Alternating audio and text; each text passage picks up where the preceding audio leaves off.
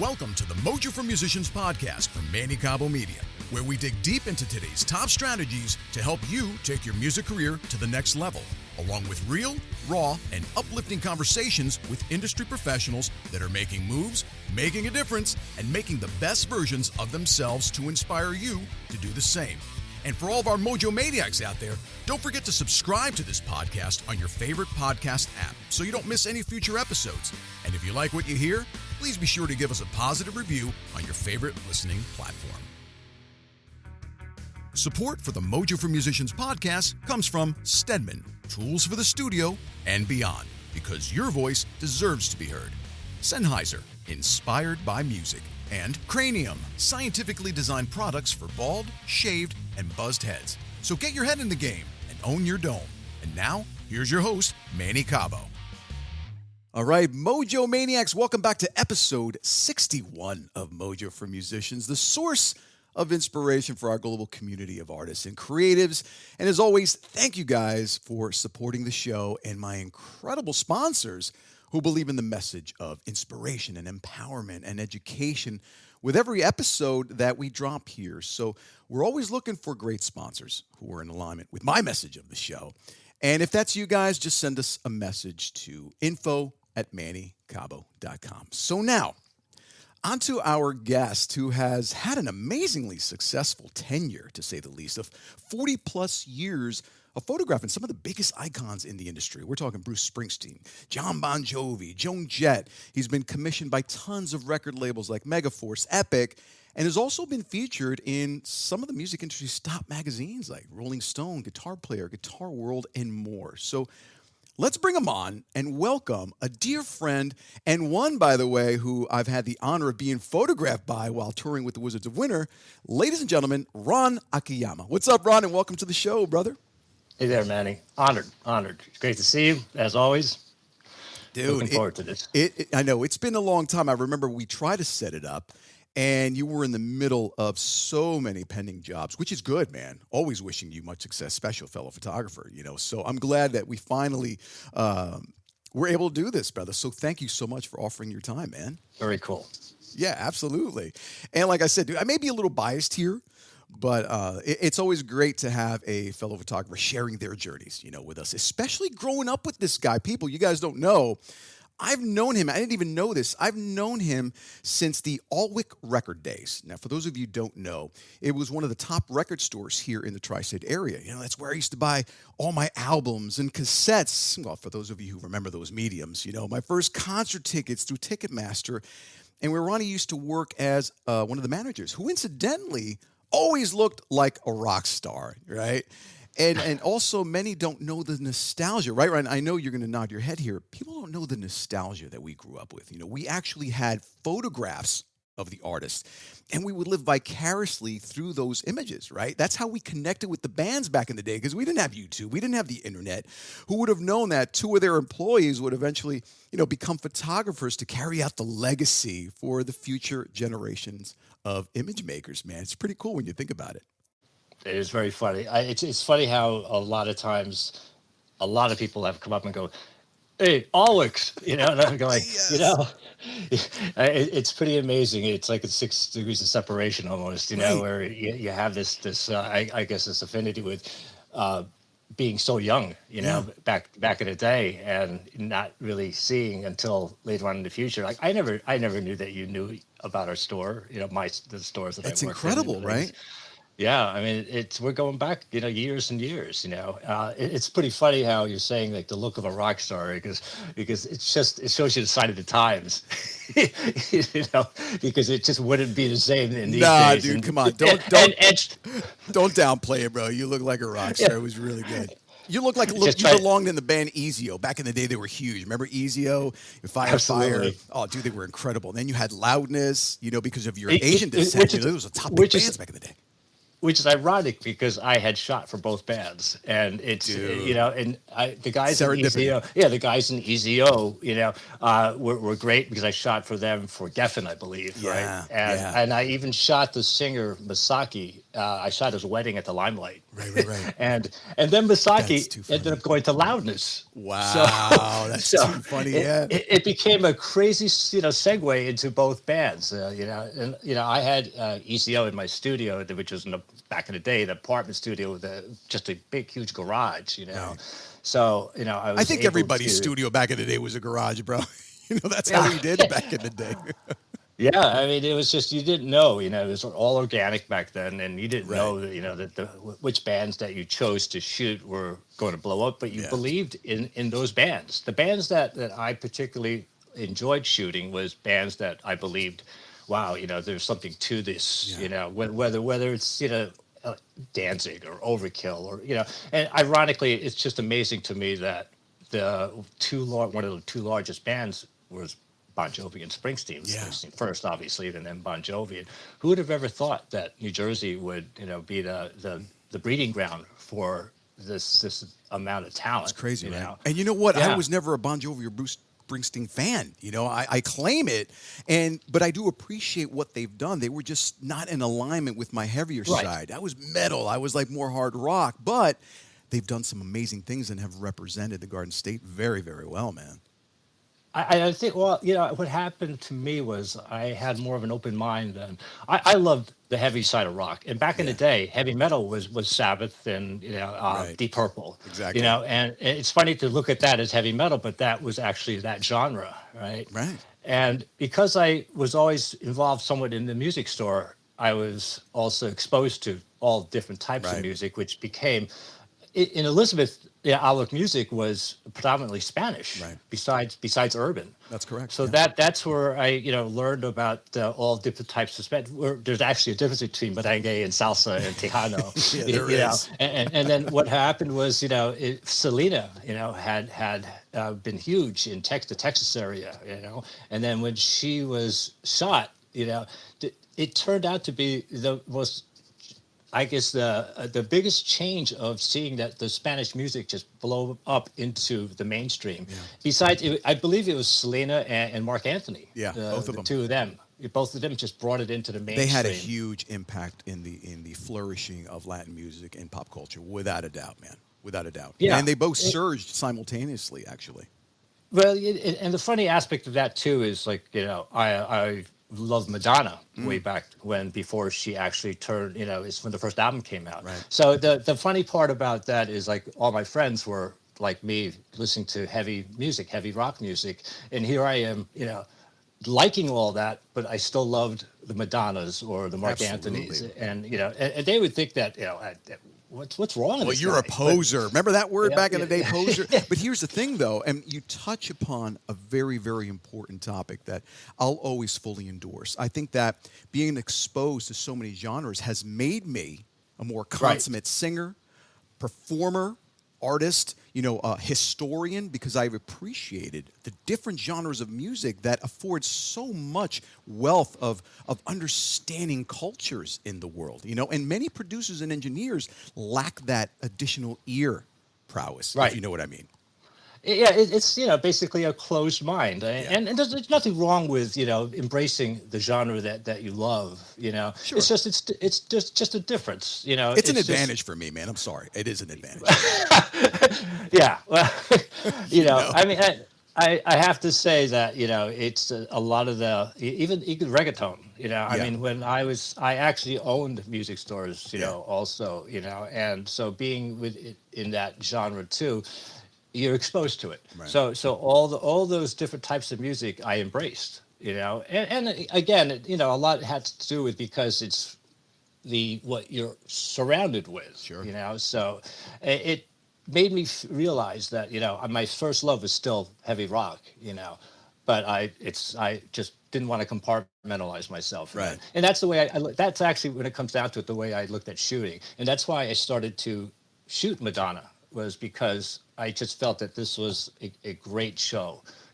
Not necessarily, whatever the rhetoric back then was of, it's all sensationalism, whatever. I just thought that it was just an entertainment, and Absolutely. entertainment, and to see these performers go from the level of like, let's say Madonna was in the playing the Fun House. She did three songs on tracks, shouting out that, hey, there's my boyfriend Jelly Bean, and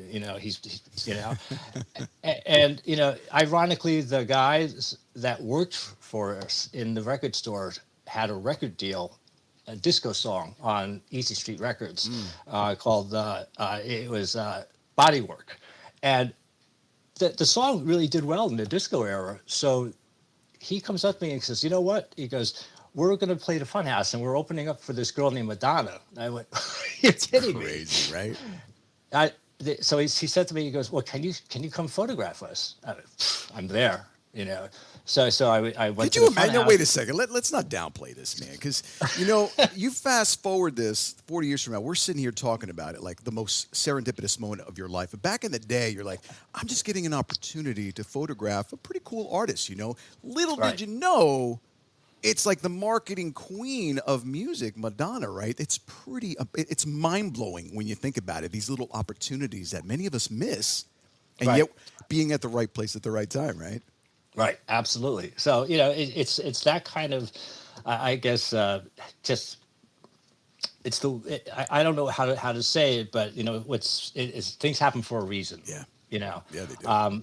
I've shot with Joan Jett for like 20 years, and through Joan Jett, that's how many of the opportunities happened for me. Yeah. I was shooting Joan up in Maine, in Bangor, Maine, one time, and it was 4th of July, and the opening act was Stray Cats. And wow. The manager of the Stray Cats, I asked the manager of Stray Cats because I actually liked the Stray Cats. I thought they were amazing. I mean, they were playing this rockabilly stuff that with 3 guys making so much noise out of 3 guys. It amazed me. And that actually, Slim Jim is on the drums, and he's just got this little kit. Right. One bass drum. Barely a snare, I know. Right. And all this noise is coming from that.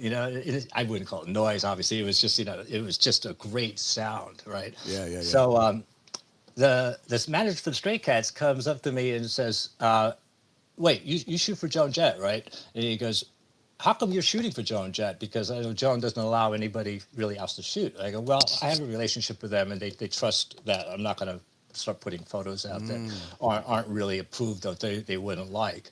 So he had said, okay, would you do that for us? That's how it starts. And before you know it, I'm on the stage at Giant Stadium, and the Stray Cats are playing, opening up for Willie Nelson, and it's a whole different country scene is there. And really, Stray Cats open up for Willie. That's a little bit. Well, it was kind of a festival. It was a country festival because it was Waylon Jennings, Willie Nelson, Linda Ronstadt. And the Stray Cats were locked in there on the bottom. Because I can't see it because I got cat class and I got singing, on the road again. It's kind of they don't mix in there. I don't even know how they got that gig, but I'm pretty sure Brian said to us, yeah, we'll take it. We'll do it. I'm just paraphrasing. I don't really know, but that's how a lot of these gigs have happened. But that's a testament to you, brother, because you know what, the world has lost the element of ethics and morals, and that what you did back in the day exemplifies that it's still focused on today, having the professionalism to say, no, I photographed this here. Is it okay? Can we publish this? Is it okay with you guys? Whereas nowadays, everyone's looking for a quick buck.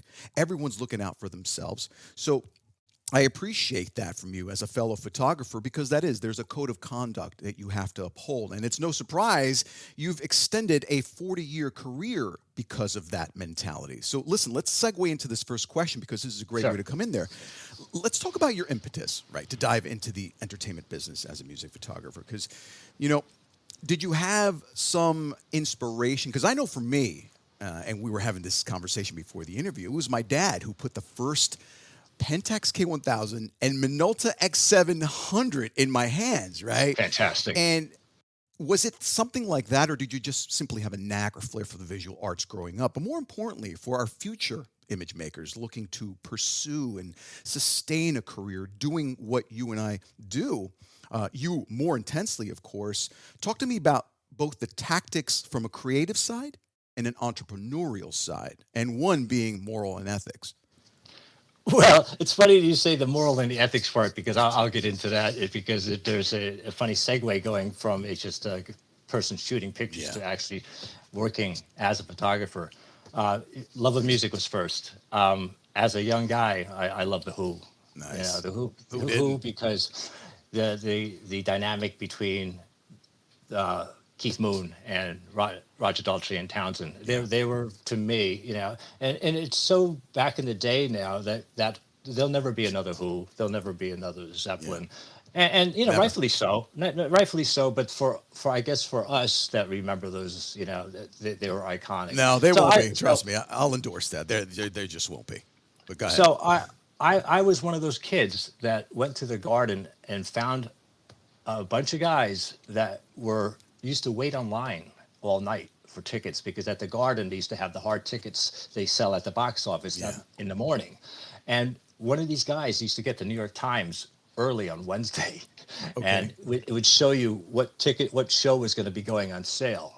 And so I kind of fell into that crowd. There were a bunch of great guys. They took me under their wing and would call me and go, you know what, the Who is going on sale, you know, on Sunday or Monday, you know. So I would do that. So we would all get great seats like within the first couple of rows. And that was to me, I was like, wow, you know, to actually sit up close to see these bands that I've always liked Yeah. was That must have amazing. been epic. So I would stay overnight to get the tickets and then I would end up going to the show. And my dad said, Ron, he goes, you're doing all this effort to see these bands and then you go see them and that's it, right? He goes, why don't you just take my camera, at least take some pictures, you know? It's that way you have Wow. a memento, you Yeah. know, Yeah. of something more than just your ticket stub.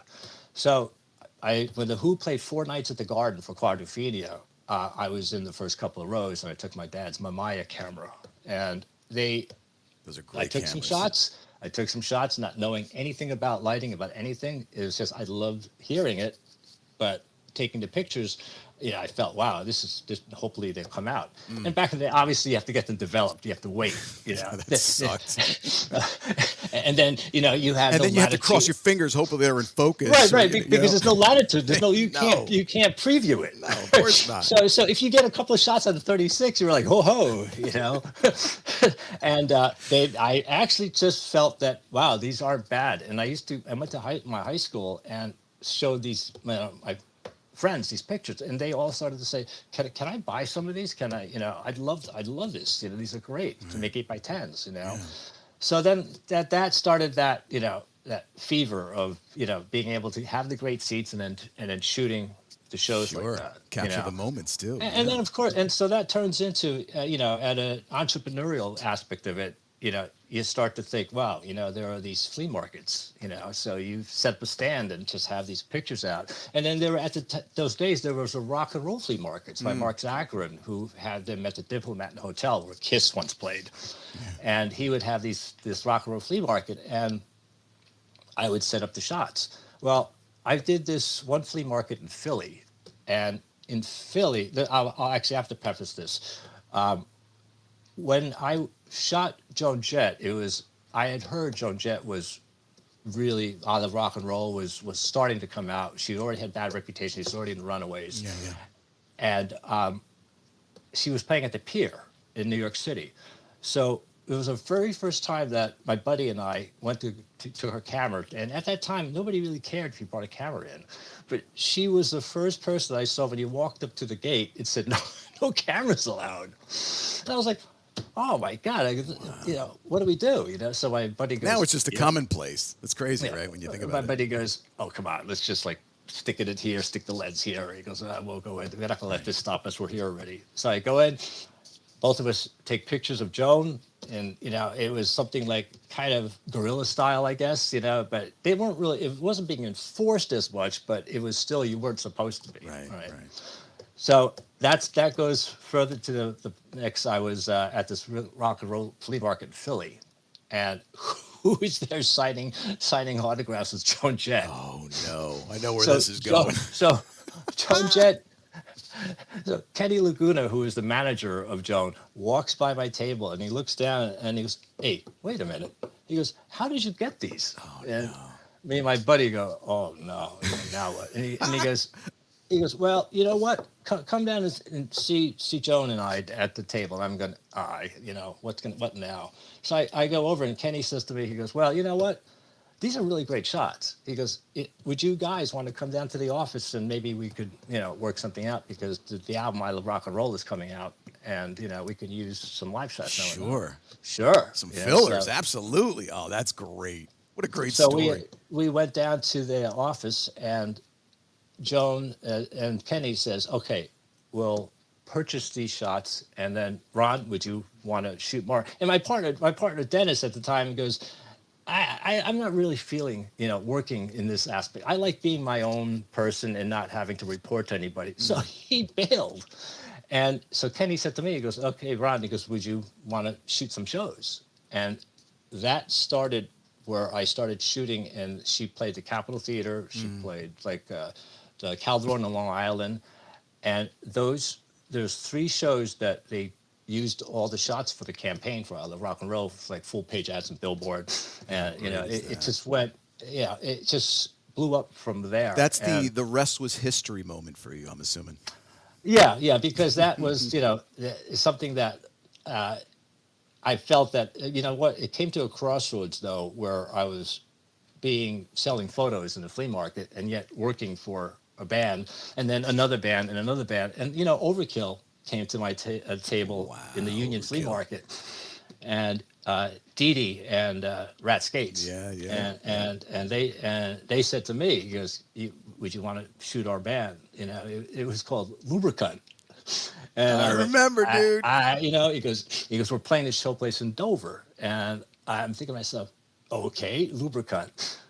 Sure, but I'll shoot it. So I went there, and the manager at the showplace, I'll never forget, said, you can't put that banner up. He You goes, think? that's not gonna work. So I think thereafter they obviously they had changed the name, but the irony of that is they got signed to Megaforce. And then obviously the 6 Degrees of Separation comes into place because I've always been friends with Eddie Trunk. There it And is. Eddie Trunk worked for us. Well, in Elvis listen, Records. don't. I'm going to stop you right there, and I'll tell. There's a reason why I'm stopping you, right? Hint. Question number 3. Hint. But anyway, yeah. Let's savor this moment and put a pin in it right now, because that in itself is a fabulous story. The Who. Then you went from Joan Jett, then from Overkill. I think you've provided more than enough substance to answer that question. I mean, you did. What you did was you leveraged your opportunities. And that's a huge factor in any sector of business, in any sector of life. Plus, you were personable. And even though your boy bailed out, you still persevered. And unfortunately, let's face it, some opportunities aren't meant for all of us. And you know the ones that you're supposed to just embrace, and you did that.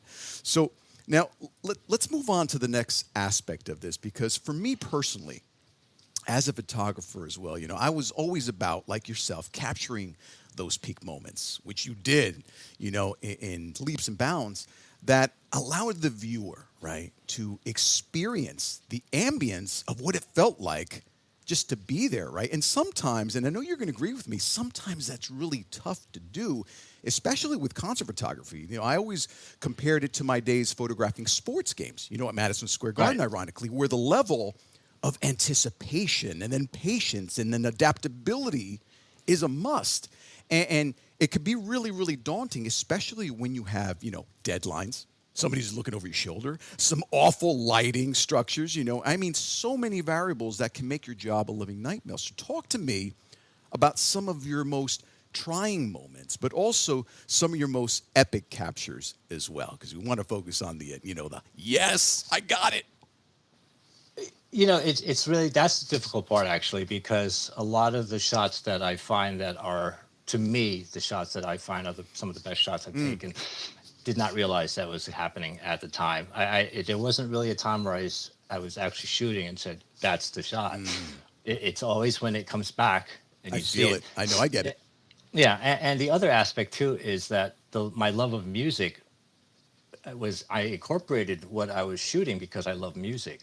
Now, starting to shoot full time, you don't really see the show anymore because there's so many other elements obviously. that, as you say, that go into play with that. So with all those other elements, it's the level of concentration of being able to have all those things fall into place. I mean, it's certainly, even if you have the access, it's still it wasn't a cakewalk to be able to Oh, get hell to no. where you're going, to get to the venue, to have your credentials, to be able to see who else is in the pit, to have the access that you're able to have. And then a lot of times, obviously, as we know, it turned into, if you're not shooting for the band, if you're shooting for editorial, it's generally now like 3 songs, because I get it. There's a level of there's photographers there for the full show. You're kind of in the way of the people that are in the first couple of rows. Right.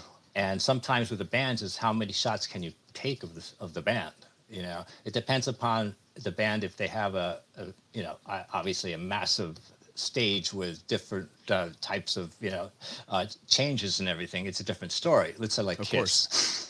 I mean, with Kiss, there's so many different things going on. It's always fun to shoot the whole shows. Yeah. But You in got most pyrotechs, cases, you got lighting, you got special effects, you got blood coming out of Gene's mouth. So yeah, absolutely. right. So as time goes on, and actually you can fast forward this to current, is that I have a difficult time, thinking, because I've shot so much throughout the years. I mean, it's like you don't really want to have those restrictions anymore. So then you find it's just, I'm lucky to just be able to say that, I don't really have to, shoot this, because it's quite honestly, I've shot so many bands for so many years.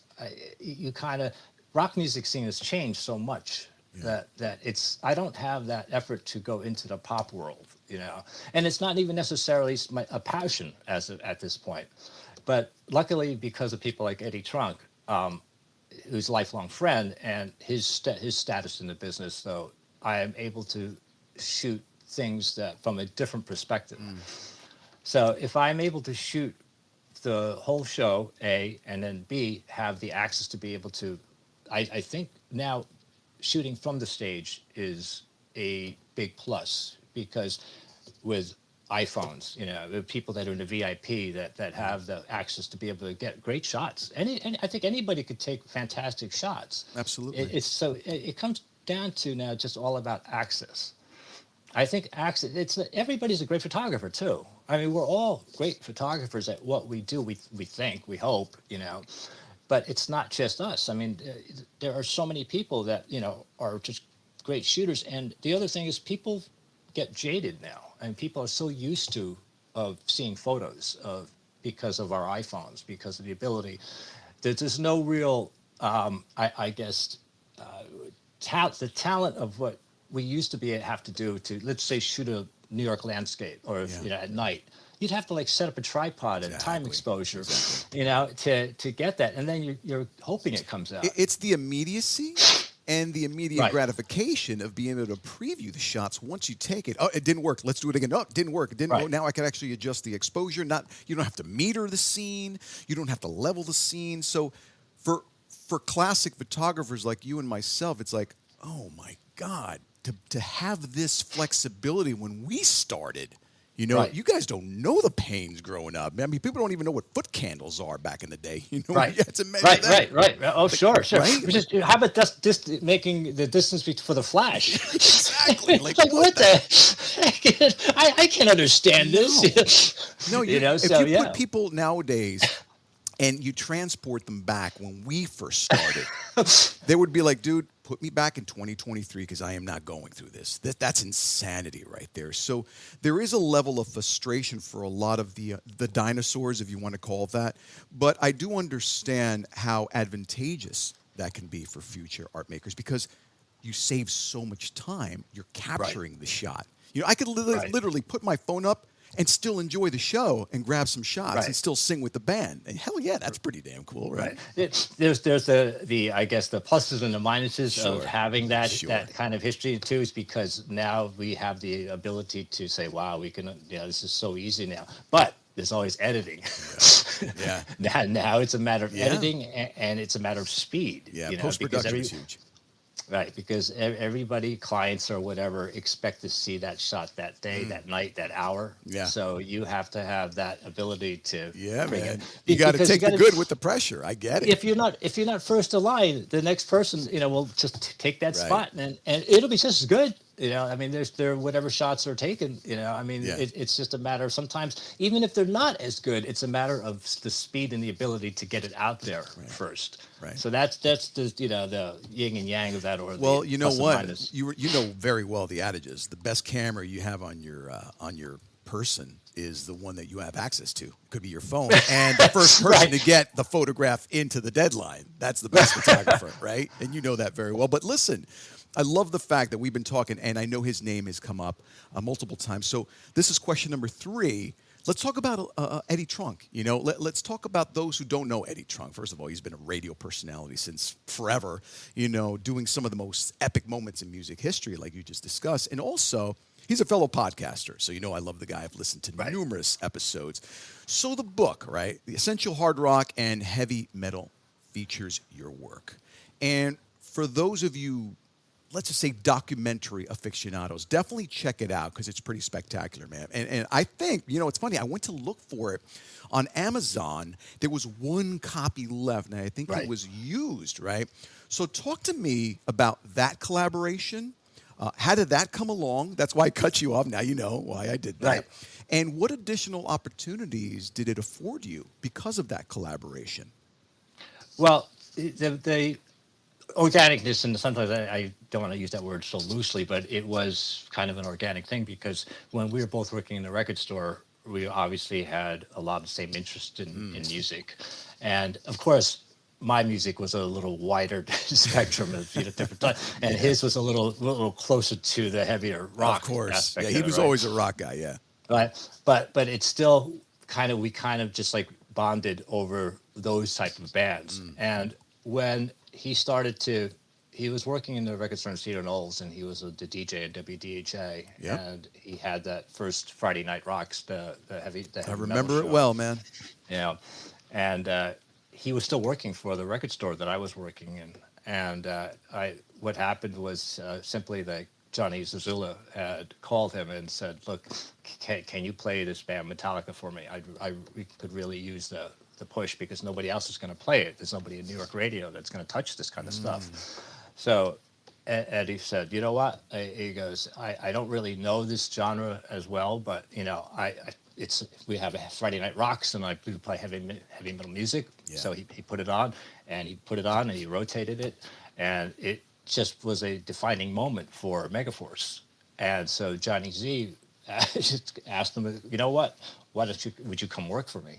So while I was working at the record store, this was happening where he finally quit Outlook, and he went to work for Johnny Z. And then after DHA, he got a gig in New York radio. I believe I forgot it's Q104 or Yeah, Q104.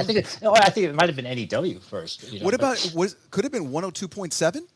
NEW? Yeah, that's what it was. Okay, good. See, Yeah, I can't yeah, remember yeah. the call letters, Yeah. but yeah, it's one of those, Right, I can right. honestly say But- it's one of those the rest is history moments. I get it. Go for it. But New York radio. Yeah. I mean that was like it's whether it's happenstance or just being in the metro area, he made that jump to New York radio. So anyway, so more or less he had left, but we had always remained really close Sure, friends. There's sure. a group of us that became this if you will, it's like I always call ourselves the low level entourage. The show Entourage, where great. Vinny Chase is Such the a movie great star, show. Yeah, yeah, and yeah, and yeah. then and then me and my friend Eric and Lenny, and I would go, "Wow, I guess I'm Turtle." Yeah. Or so The obvious choice, right? right. Who's the other Chase brother? But that was kind of how it felt. But Yeah.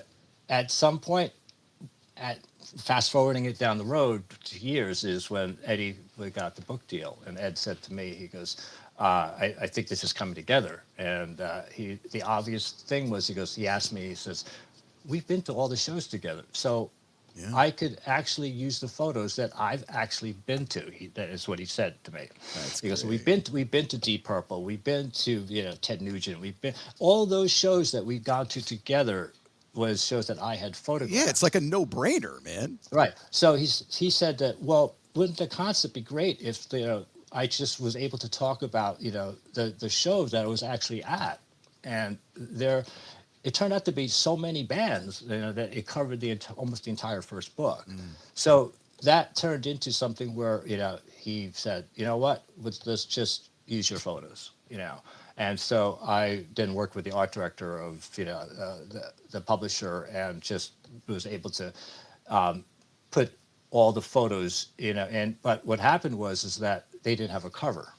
And he goes, well, we don't really know, how what the cover should be, because it's about Eddie Trunk, but it's about, nobody really knows his face, and for that reason, for that Sure. book. So the Yeah, radio personalities back in the day, it was unheard of where you had front cover magazines and stuff like that. Yeah, of course. Right. So the art director calls me up and he goes, I was looking through, because he was using Anthrax photos. Right. And so I was looking through your photos, and he goes, what would you think about, this is a pretty cool shot.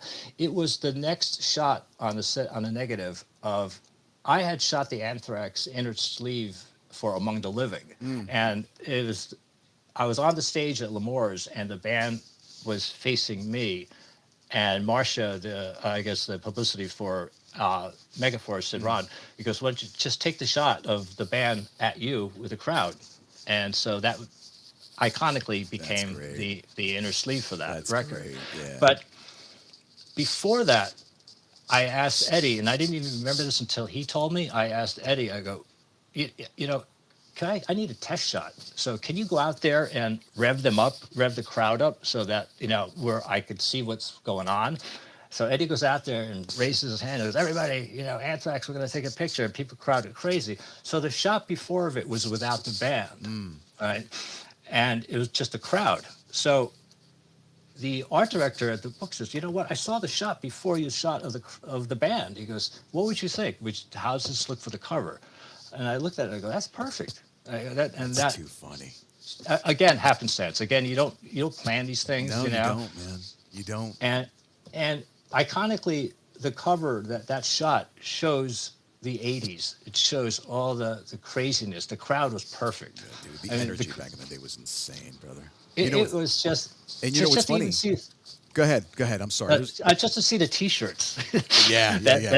All the heavy metal T-shirts, the Anthrax T-shirts. Remember with the baseball jerseys, and everyone had the cut-off jean jackets with the, literally oil painted, album covers, which is cool.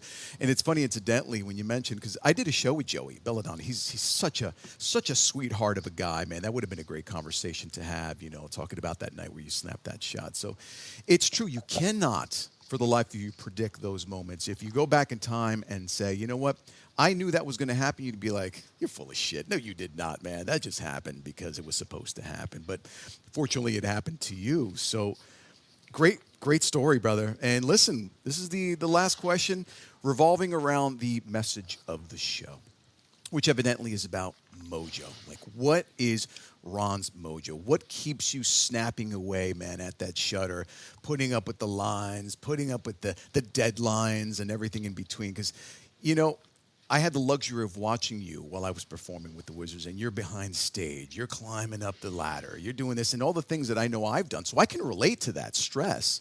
Like, what is it that gets you out of bed to keep you going, man? Well, I have to quite honestly say, and as I've already photographed so many years, I've honestly slowed down in what I shoot. I don't really actively shoot as many shows anymore, because it really comes down to, I have so much catalog, of Sure. bands that obviously we're never going to see another Queen, we're never going to see another Zeppelin, all the Who, or any number of even like I've shot eras of punk, where I've shot the Ramones, the Clash, or I've shot pop, where I've shot Janet Jackson, Madonna. So that is honestly what happens is, documentaries, use the photos now, and it's a lot is turned into more or less, I'm involved in more or less my catalog work. Right. But the reason why, it's funny you bring up the Wizard shoot. If in fact you get hired to do a shoot like Wizards, that's a lot of fun. I mean, I know it in the back of my head how to shoot all that, and I know what works and what doesn't. Yeah. And I know you guys, because every band that I usually end up shooting for, sometimes I'll end up knowing some of the guys. Yeah. Like, obviously Steve Brown was a big Absolutely. Steve-O. There's so many stories of Steve-O and me shooting for Trickster. Yeah. And he's such a great guy. He's so easy to get along with, And I love the way that, I knew back in the day, or even leading up to today, how Steve always tells me, he goes, you know, I just love every bit of what I do. He goes, and that's what keeps me going, because every day I play the guitar, and every day, because I don't care if I'm playing, you know, in front of 10 people, you know, or if I'm doing something with Def Leppard. He goes, Exactly. it's no difference to me. So that to me that's a musician. You know, Yeah. that is good. So coming back to me is, what keeps my photo aspect alive as to photography actors is shooting something like Wizards, where I have that freedom and where I have the rapport with the guys and the appreciatives of who I shot for, who ends up loving the shots and saying that's what we needed. So you know, that to me is still what keeps me wanting to shoot. Well, You know, all the other things that, you know, leading up to a shoot, I have, you know, it's like I've been there, done that. You know, I don't have that in me anymore to go out and go, oh, I need to shoot this band on, you know, that I don't know. You know, gotcha. so there's like a, you know, it's that comes with age, I guess. You know, I mean, like my idols are like Niels Sauer. You know, Niels Sauer, Eddie Malouk. You know, I love Eddie Mark Malouk. Weiss. You know, Mark Weiss. Mark, I had him on the show too, man. Mark's a great character. He just had a gallery down. He does a lot of stuff down in Monmouth County, man. Another great dude. I always say, you know, Mark, power to him, because he's like the rock star aspect. He lives that, you know. So he loves that. You know. See, I never really did that 100% in my life, because I branched off and had a music store for 15 years, you know. And so, because at that time I felt that, you know what, I wasn't really sold on making that my living as far as photography goes, because I saw that you really have to be a hustler. And hustling, you know, is 50% of being a photographer, especially a music photographer. Absolutely. So I wanted literally, man, like literally hustling. Hustling and promotion, which I got to admit, even to this day, I'm not that astute in like Instagram and as you could see, podcasting and all the social media things. I just take a back seat to it, and then I'll do it as I go. But the whole thing is that, you know, I still do love to shoot, as long as the parameters are there that I would enjoy shooting. Oh, dude. Let me tell you, that's direct and honest, and I'm more than happy with that answer, brother. I totally appreciate your transparency. Is there anything else that you want to advertise? What's in the future for Ron? How can people find you? And, of course, always wishing you much abundance and success. So, you know, talk to me. Well, you know, I'm not the great promoter, so I appreciate that you. It always happens where people reach out to me and say, "Hey, how would you like to do this?" Is how I end up getting the gigs. Well, you know what? Bill, I got to cut you off, because you're a good guy. Your quality of work is great. You're easy to get along with, and that's why you've had a tenure, and that's why I'm still doing what I'm doing. Listen, being nice.